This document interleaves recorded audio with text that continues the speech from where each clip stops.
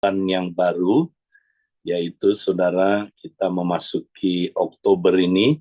Nah, kita akan membahas topik yang baru dalam pemuritan. Ya, 3 bulan ke depan kita akan membahas B yang ketiga, saudara. Berubah serupa dengan Kristus. Ingat, ada 3 langkah pemuritan: berjalan bersama Kristus, belajar dari Kristus, dan berubah serupa dengan Kristus. Nah, karena itu kita harus tahu, saudara, goal dari perubahan itu adalah, saudaraku, seperti apa? Ya, apa sasaran kita dalam, saudara, pemuritan?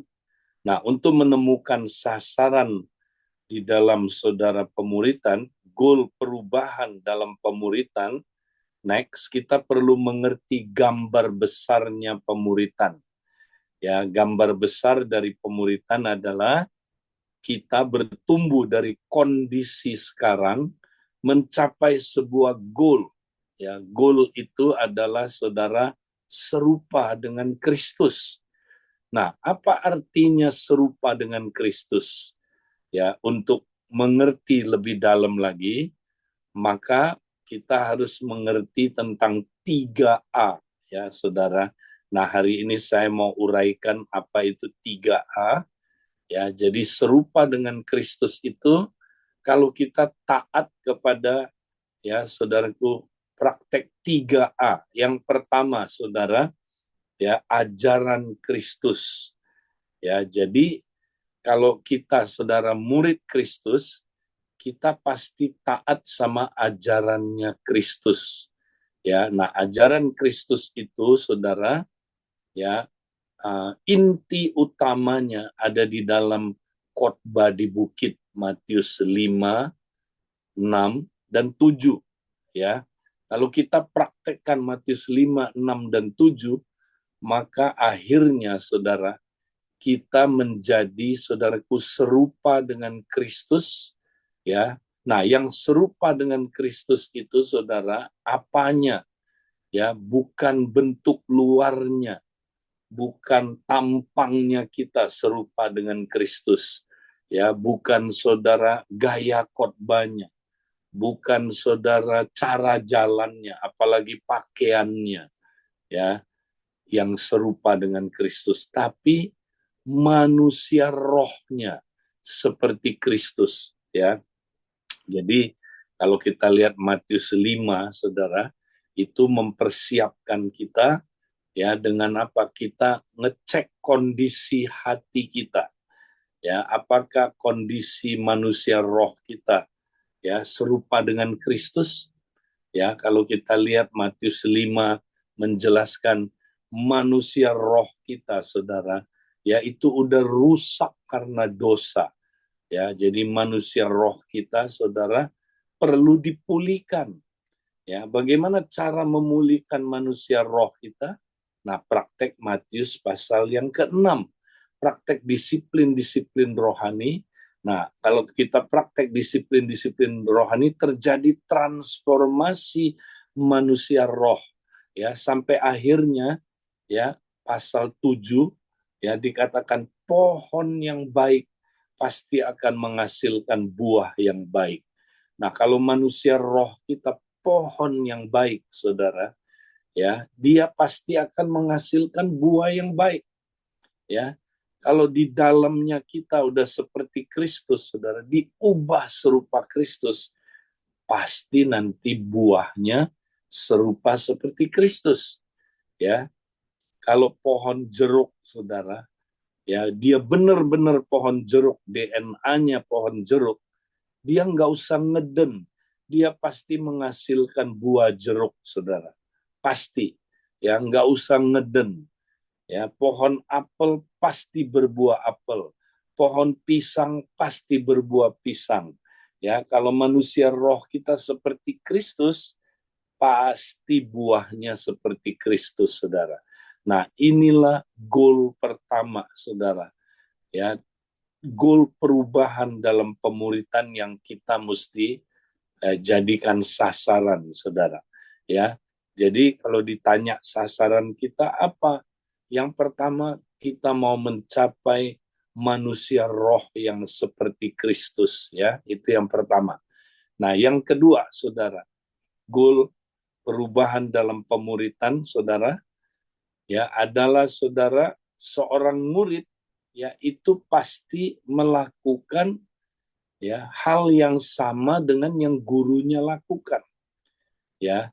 Kalau kita, Saudara, ikut seorang master chef, ya, kita mau belajar dari master chef, pasti kita akan melakukan yang sama seperti yang master chef lakukan, ya, yaitu kita masak, Saudara.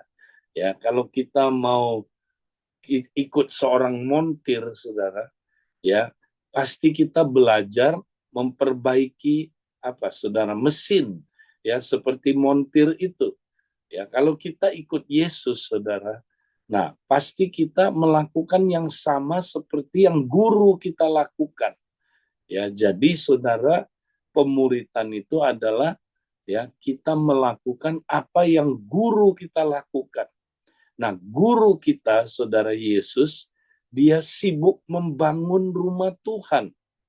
Nanti kita lihat kapan dia membangun rumah Tuhan, Saudara.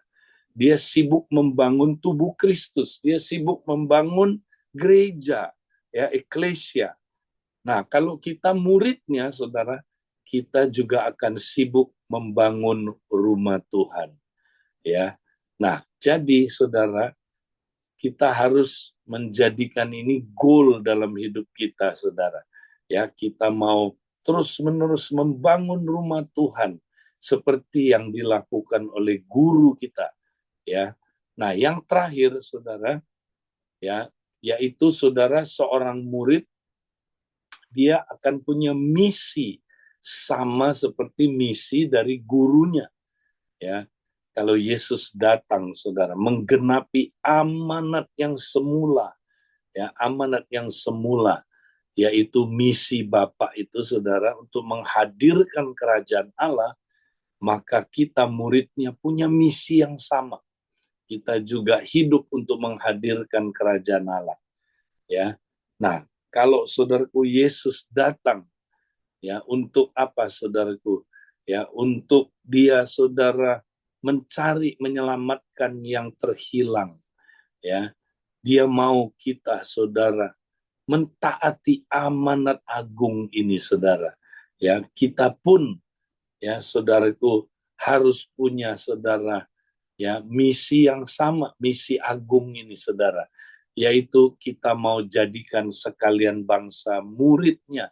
Ya, ini terjadi multiplikasi murid dalam hidup kita. Nah, Saudara, inilah 3 goal yang kita mesti, Saudaraku, jadikan di dalam goal, di dalam pemuritan, Saudara. Ya, jadi kalau kita sebagai murid Kristus, kita harus punya 3 goal ini. Kalau kita muridin orang lain, Saudara, kita juga, ya, menolong orang lain mencapai 3 goal ini.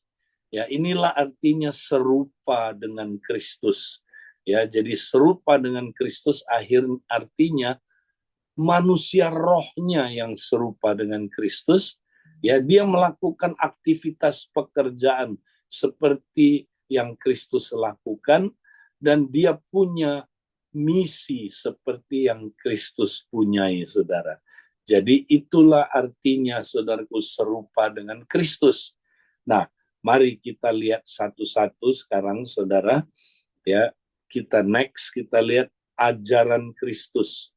Ya, nah, Saudara, kita mesti jadikan, ya, goal ini dalam hidup kita, Saudara, sebagai goal yang kita capai dalam pemuritan. Ya, jadi kalau ditanya pemuritan itu goalnya kamu apa? Ya, ini membangun manusia roh saya sampai manusia roh saya menjadi seperti Kristus. Ya, nah, manusia roh itu apa, Saudara? Manusia yang di dalam, ya, manusia yang tidak kelihatan, Saudara, yang di dalam saya ini, ya. Nah, makanya Paulus berkata demikian, Saudara, waktu orang-orang Galatia gagal mencapai keserupaan Kristus di dalam diri mereka, Paulus sampai bilang begini, hai anak-anakku, karena kamu aku menderita sakit bersalin lagi, sampai rupa Kristus menjadi nyata di dalam kamu. Ya, jadi saudara, rupa Kristus harus menjadi nyata di dalam diri jemaat-jemaat yang ada di Galatia. Tapi mereka gagal, saudara. Makanya Paulus harus menderita sakit bersalin lagi untuk membawa rupa Kristus sampai menjadi nyata di dalam mereka, saudara.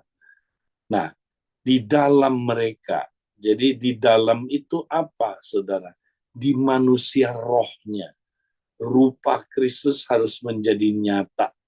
Nah, ini sama seperti yang Paulus jelaskan dalam 2 Korintus 4 ayat yang ke-16. Sebab itu kami tidak tawar hati. Tetapi meskipun manusia lahiriah kami semakin merosot, namun manusia batinia kami dibaharui dari sehari ke sehari. Ya, saudara.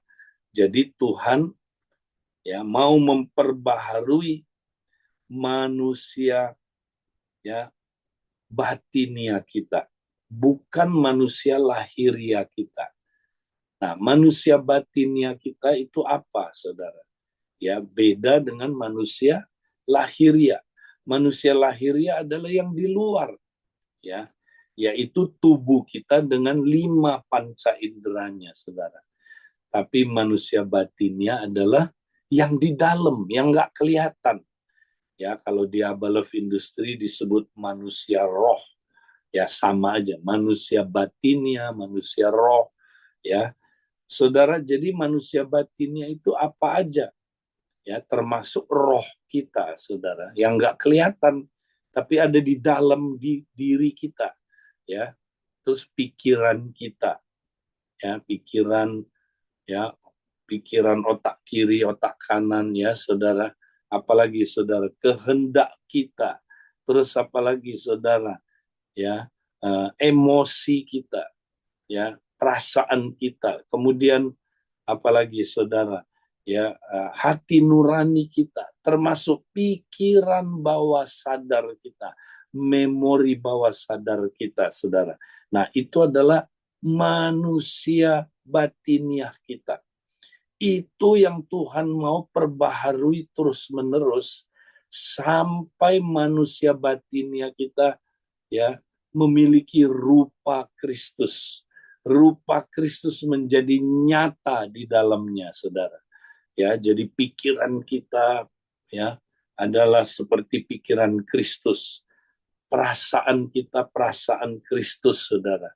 Kehendak kita seperti kehendak Kristus, ya. Terus apa, saudara? Hati nurani kita bersih seperti hati nuraninya Kristus. Ya, saudara. Kemudian pikiran bawah sadar kita, ya, adalah pikiran bawah sadar yang kudus, yang penuh kasih dan penuh dengan kebenaran, saudara. Ya, yang tidak mengandung ya dosa, saudaraku, di masa lalu, ya, perkara-perkara kepahitan, ya, saudara, trauma. Jadi Tuhan mau kita pulih manusia batinianya, ya, menjadi seperti Kristus, saudara, memiliki rupa Kristus. Nah, inilah sasaran kita, saudara, dalam pemuritan. Ya, jadi kita mau mencapai manusia roh seperti Kristus. Nah, sekarang saudara tulis, jadikan ini goal dalam pemuritan, saudara. Ya, saudara sebagai murid harus mencapai ini, dan saudara memuridkan orang lain, orang yang saudara muridkan juga saudara bimbing untuk mencapai ya manusia roh seperti Kristus ini. Ya, coba saudara catat sekarang, ya. Nah, saudara catat. Ya, saya kasih waktu, saudara harus ada goal. Kalau saudara nggak membuat goal, ya, saudara ya tidak akan mencapai apa-apa dalam pemuritan. Ya, buat goal, saudara. kita mau menjadi serupa Kristus, yaitu manusia rohnya yang serupa dengan Kristus, saudara. Ya, jadi bukan tampangnya, bukan gaya bicaranya, bukan bajunya, rambutnya gondrong kayak Tuhan Yesus, bukan. Yang di dalam serupa Kristus, saudara. Ya, itu yang pertama. Nah, kalau udah, sekarang kita lanjut, saudara. Goal yang kedua, saudara, ya. Next. Nah, yang kedua, saudara, seorang murid, dia melakukan apa yang gurunya lakukan, saudara. Ya, karena itulah pemagang. Pemagang itu, saudara, kita kan murid, pemagang.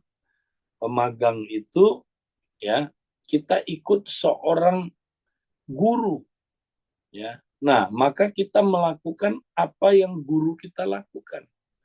Ya, kalau kita ikut chef, master chef, kita melakukan apa yang guru kita lakukan, yang master chef kita lakukan. Master chef pekerjaan utamanya masak. Maka saudara kalau ikut dia magang, yang saudara pelajari adalah memasak, ya, ilmu memasak, saudara. Nah, demikian juga kalau saudara ikut tukang ahli bangunan, ya. Saudara misalnya lagi magang sama ahli bangunan, ya. Apa kira-kira yang saudara akan lakukan? Membangun rumah, ya. Saudara akan belajar melakukan pembangunan rumah. Sama kalau saudara ikut Tuhan Yesus, saudara. Tuhan Yesus itu aktivitas pekerjaannya adalah membangun rumah, ya. Nah, kalau kita baca dalam Matius 16 ayat 18, aku berkata kepadamu, engkau adalah Petrus, dan di atas batu karang ini aku akan mendirikan jemaatku, dan alam maut tidak akan menguasainya. Ya, jadi saudara, Yesus bilang, aku akan mendirikan jemaatku. Aku akan membangun jemaatku. Berarti waktu itu belum, saudara. Ya, masih akan. Kapan kira-kira Tuhan Yesus mulai membangun jemaatnya, saudara? Mulai dari hari Pentakosta. Itulah lahirnya gereja. Gereja mulai, saudaraku, dibangun sejak itu. Ya, dibangun sampai mencapai kepenuhannya. Jadi Yesus, saudara, ya, sejak hari Pentakosta sampai nanti, saudara, kedatangannya yang kedua kali, Yesus sibuk membangun jemaatnya, ya. Nah, dia tidak bangun jemaat itu sendiri. Dia membangunnya bersama dengan kita, saudara. Atau lebih tepat lagi, dia membangunnya melalui kita. Karena kita tubuh Kristus. Dipakai untuk membangun tubuh Kristus juga. Ya, kita adalah jemaatnya, saudara. Tapi kita juga dipakai untuk membangun jemaatnya. Ya, jadi saudara, kita mesti sibuk bangun rumah Tuhan. Ya, nah, bagaimana membangun rumah Tuhan, saudara?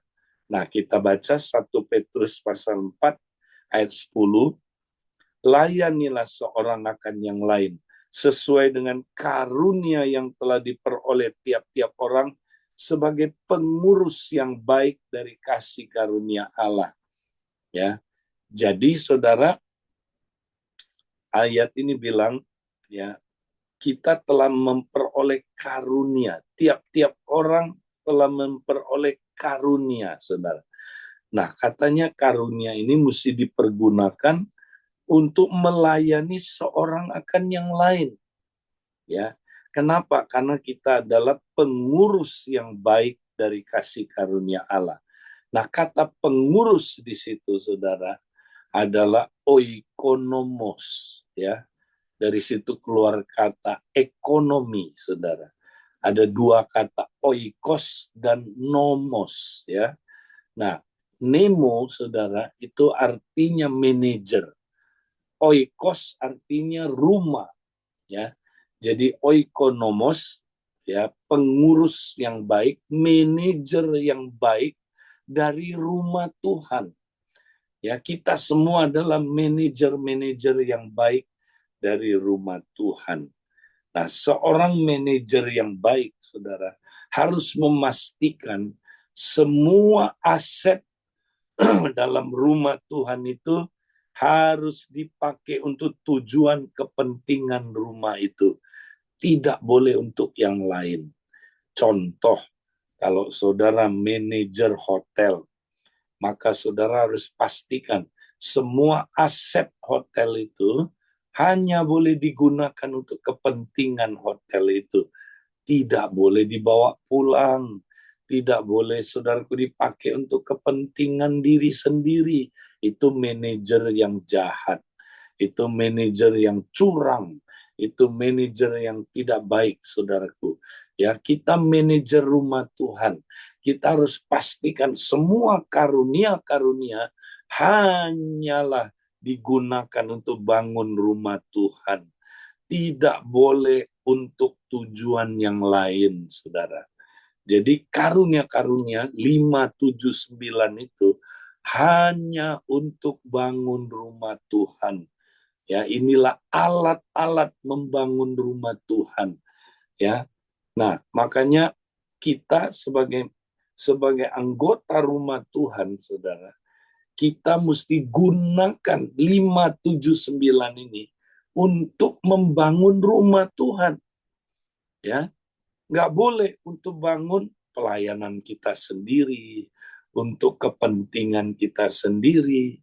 Ya, makanya karunia nggak boleh, saudara, digunakan untuk tujuan yang lain selain untuk bangun rumah Tuhan. Kalau dia digunakan untuk tujuan yang lain, pertama, saudara, kita berarti bukan manajer yang baik. Tuhan akan tuntut dari kita, saudara, ya, salah gunakan karunia ini, ya. Nah, kedua, kalau disalahgunakan, makanya bisa nyimpang. Karunia-karunia itu bisa jadi nyimpang kalau kita, saudara, menggunakannya salah penggunaannya. Makanya begitu banyak ya orang-orang yang ya akhirnya menyalahgunakan karunia-karunianya, jadi ya saudara, bukan tujuan membangun.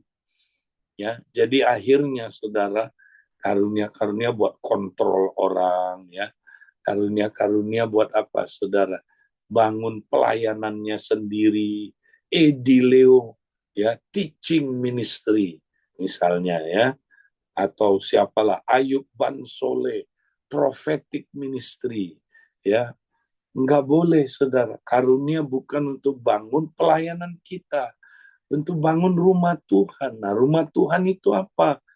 Komunitas, komsel, nah itu rumah Tuhan, saudara.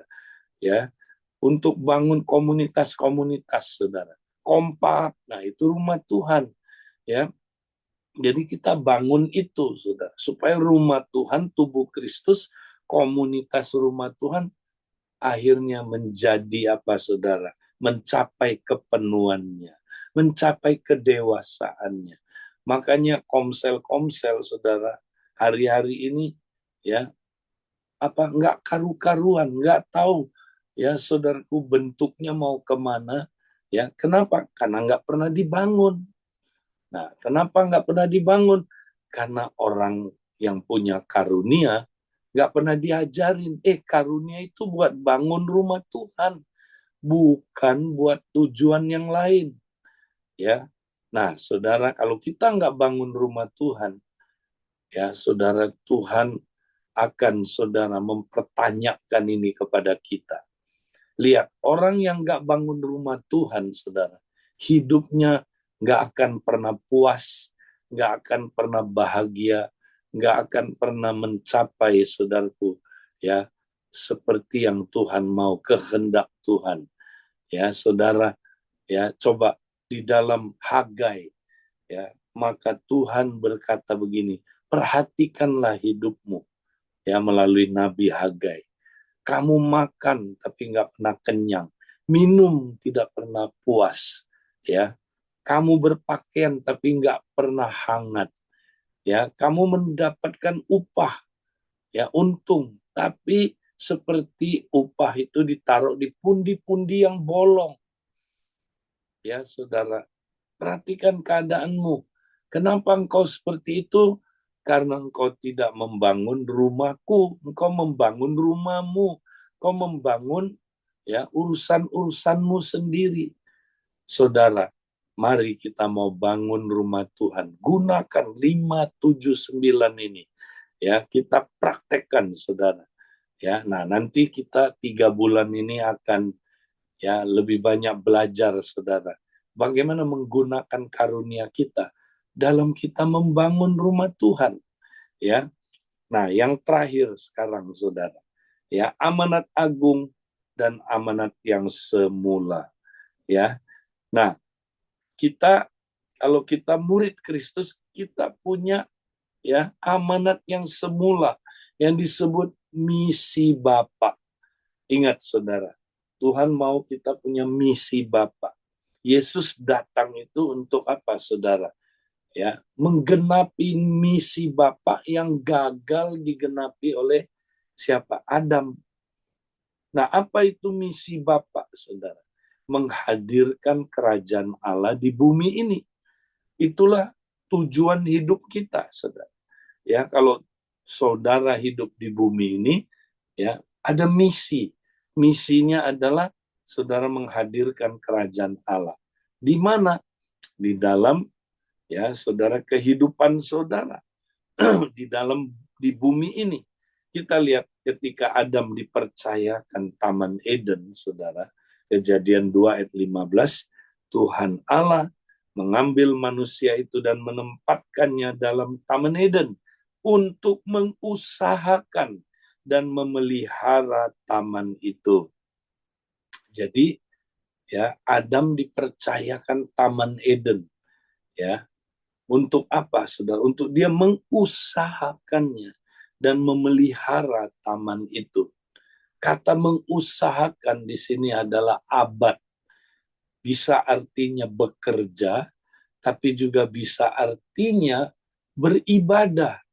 Ya, jadi kerja itu adalah beribadah, saudara. Ya, jadi Adam mestinya, saudara, bekerja itu dia menghadirkan kerajaan Allah. Ya, pemerintahan Allah dihadirkan di taman itu, saudara.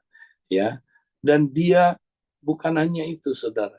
Dia harus menjaga taman itu. Kata memelihara itu artinya syamar, artinya, saudara, menjaga, ya, melindungi. Jangan sampai taman itu kemasukan, ya, kemasukan siapa? Kemasukan kuasa gelap, karena kuasa gelap mau mencoba masuk. Ya, saudara, setan udah jatuh waktu itu, saudara. Ya, dia ingin masuk ke taman itu. Ya, nah kita, saudaraku, di dunia ini itulah misi kita, saudara, misi Bapa. Kalau kita bekerja di kantor, berdagang, ya, kita ada di dunia pendidikan atau di dunia musik atau di dunia di mana aja, tugas kita, saudara, menghadirkan kerajaan Allah. Tugas kita adalah, saudara, melindungi tamannya Allah, area-area kehidupan itu, saudara, supaya ya jangan kemasukan kerajaan kegelapan. Ya, jadi kita harus mengusir kuasa kegelapan di situ, saudara. Yesus bilang, kalau setan diusir dengan kuasa Roh Kudus, niscaya kerajaan Allah sudah datang. Ya, jadi, saudara, itu tugas kita. Itulah misi Bapa, ya, yang harus kita emban. Kalau kita bekerja, kita bukan sekedar cari uang. Kalau kita berprofesi, kita bukan sekedar ya untung cari makan, tapi, saudara, kita menghadirkan kerajaan Allah di situ. Ya, kita menghadirkan nilai-nilai kerajaan Allah waktu kita bekerja. Kita menghadirkan, saudara, kuasa kerajaan Allah. Kita menghadirkan kebenaran. Ya, saudara, kita menghadirkan, saudara, kasih, ya. Itu budaya kerajaan Allah. Kita menghadirkan kerajaan Allah di dunia di mana kita berada, saudara, sehari-hari. Ya, nah itu misi dalam hidup kita. Tapi bukan hanya itu, Tuhan mau kita, saudara, mentaati amanat agung. Nah, gimana cara kita mentaati amanat agung? Ya, kita mesti pergi, ya, kemudian apa, saudara, jadikan ya orang lain murid. Ya, nggak usah jauh-jauh dulu, ya, tapi mulai dari apa yang sehari-hari, ya, di mana Tuhan utus kita. Nah, kita jadikan orang murid Kristus di situ, baptis dia dan ajar dia, saudara. Berarti kita harus punya target memenangkan jiwa dan muridkan murid itu, saudara. Ya, muridkan mereka supaya mereka bertumbuh dewasa dan mereka juga jangkau jiwa lagi memuridkan. Saudara, banyak orang Kristen nggak punya target ini. Ya, kalau ditanya, saudara, kamu ya terlibat dalam amanat agung. Emang itu kita wajib ya terlibat ya? Nah, dia nggak tahu itu buat semua orang percaya, ya. Nah, gimana kita terlibat misi? Ya, memang nanti ada orang yang diutus tempat jauh, ya, ke Nepal, bisa aja, saudara, ya, ke suku-suku yang belum terjangkau, tapi nggak semua orang ke sana. Tapi intinya semua orang ditugaskan untuk apa, saudara? Memenangkan jiwa, kemudian memuridkan jiwa itu, saudara. Ya, nah, kita buat target, misalnya tahun depan, saudara mau muridin berapa orang? Ya, nah, umumnya murid Yesus itu targetnya 12 orang, saudara. Kalau kita lihat semua murid Yesus, ya, dari dia 12 orang disuruh keluar satu kompak memenangkan 12. Makanya hasilnya 72. Ya, 12 dan 72 diutus menghasilkan 500.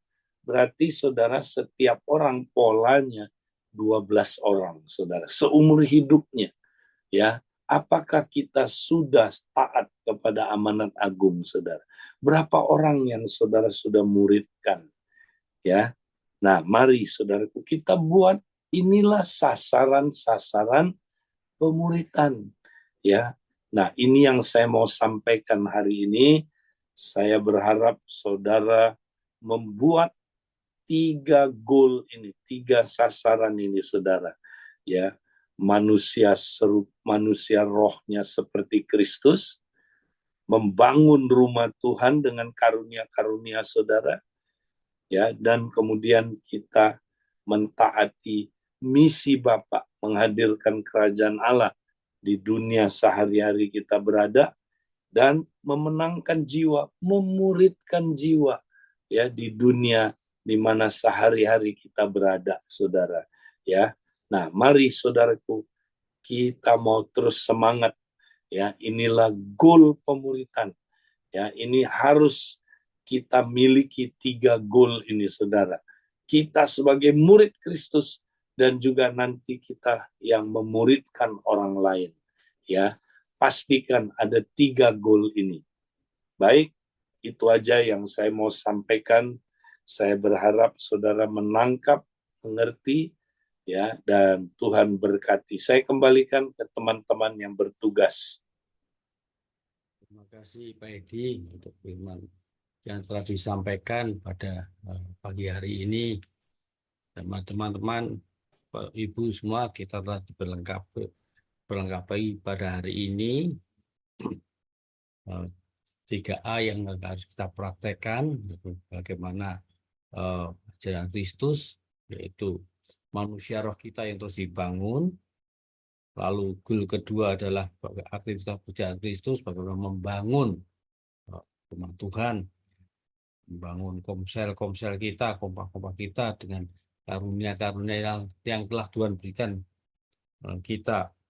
Lalu goal ketiga adalah bagaimana amanat semula, itu misi kerajaan, misi semula itu misi Bapa, dan amanat agung harus kita praktekkan untuk multiplikasi mari kita mulai membuat set goal kita ya, untuk pemuritan untuk ketika ini sehingga kita boleh mengalami terus karakter Kristus semakin hari semakin nyata di dalam kehidupan kita. Nah, Bapak Ibu, sebelum kita akhiri pagi kita hari ini, mari kita berdoa ya untuk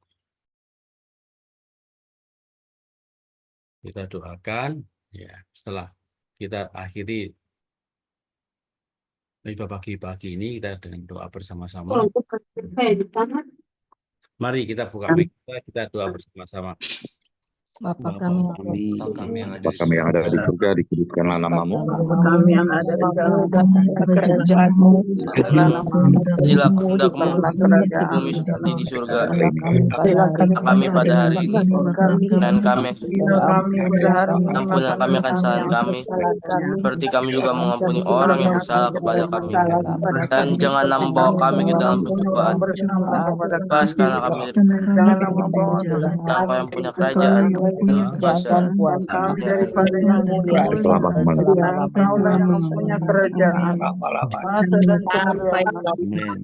selama-lamanya. Amin.